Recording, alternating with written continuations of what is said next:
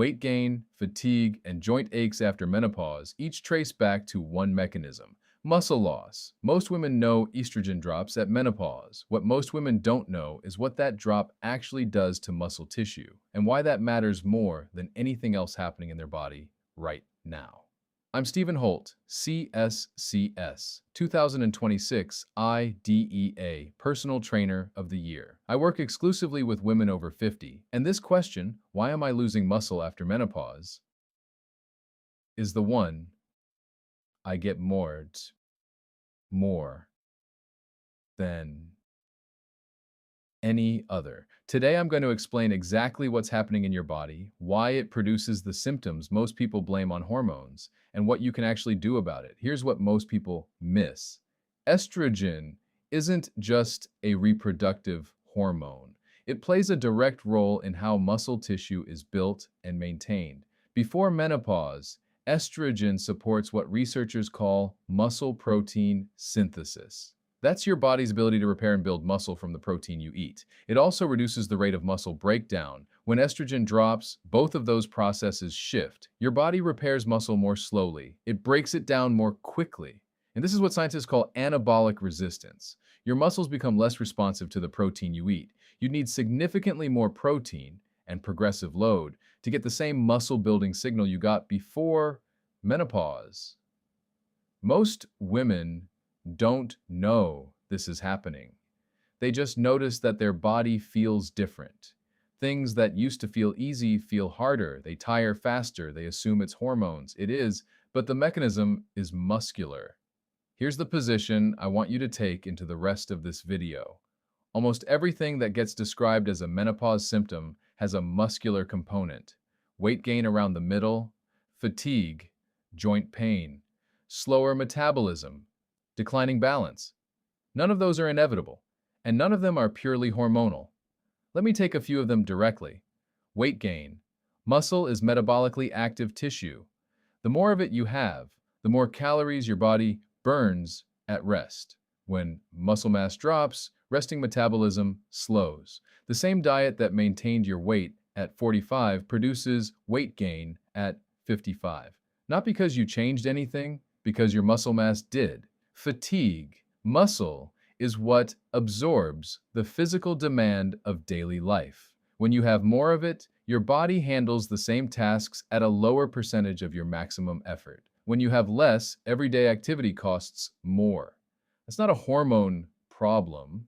It's a capacity problem. Joint pain. This one surprises people. Joints don't support themselves. Muscle does. The soft tissue around your knees, hips, and shoulders depends on surrounding muscle to share the load. When that muscle diminishes, the joint takes more direct force. The result is discomfort that most women label as arthritis or injury. In many cases, it's a load tolerance problem. The joint isn't damaged. The supporting muscle is no longer strong enough to protect it. Let me give you a number so this feels concrete. After menopause, women who aren't training progressively lose roughly 1 to 2% of their muscle mass per year. That sounds small. Over a decade, it isn't. A woman who was reasonably fit at 52 can find herself in her early 60 seconds with significantly less muscle than she needs to carry out daily function without strain. So the medical term for this is sarcopenia, muscle loss driven by age and hormone change. And it's one of the strongest predictors of falls, fractures, and loss of independence after 65. Here's what matters. The rate is not fixed. It's determined largely by how much progressive load you're giving your muscles. Women who strength train consistently can slow it significantly, and in many cases reverse it. The research on this is direct and consistent. Before I tell you what works, let me be specific about what doesn't. Walking. Walking has value. Cardiovascular health, mood, daily movement, all real. But it doesn't provide the mechanical load that drives muscle protein synthesis. Your legs carry your body weight across flat ground. That's not enough of a stimulus after menopause. Walking is the floor, not the ceiling. Yoga and Pilates. Useful for mobility and body awareness. Not sufficient for building or preserving muscle mass.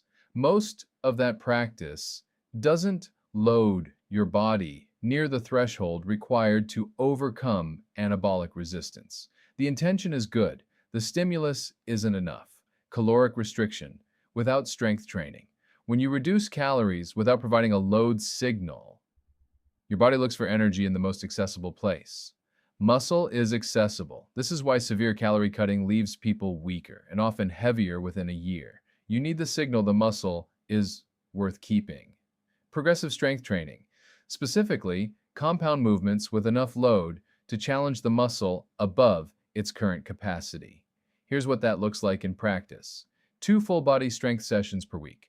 Movements that load the large muscle groups, squats, hinges, presses, and rows. Progressive overload, meaning the load increases over time as your capacity improves. Adequate protein. Current research on women over 50 points to roughly 1.6 grams per kilogram of body weight per day, with meaningful intake in the hours around training. 2 sessions per week drives the same adaptation as 4 in women over 50, and it stays on your schedule. The best program is the one that actually happens. Here's the research behind this. A 2019 meta-analysis published in the Journal of Cachexia, Sarcopenia, and Muscle looked at resistance training in post-menopausal women across multiple studies. The finding was direct. Progressive resistance training significantly increased muscle mass and functional strength. The gains were comparable to what younger populations see.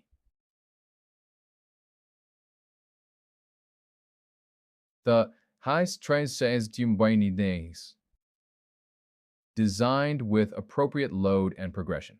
The key phrase is designed appropriately. Load matters. Progression matters. 2 sessions of bodyweight movement doesn't meet the threshold. 2 sessions of compound loading with progression does. Liao et al., Journal of Cachexia, Sarcopenia, and Muscle, 2019. Losing muscle after menopause is not inevitable. The rate of loss is not fixed by age. The symptoms most women attribute to menopause, the weight gain, the fatigue, the joint pain, have a muscular component that responds to progressive strength training. The estrogen shift is a real change in your physiology. What you do in response to it is still in your hands. Before you go, I put together a free quiz that tells you exactly where your muscle loss risk stands. Links in the description. If this changed how you're thinking about what's happening in your body after menopause, subscribe. 1 video a week. No hype, just what the research says and what to do with it.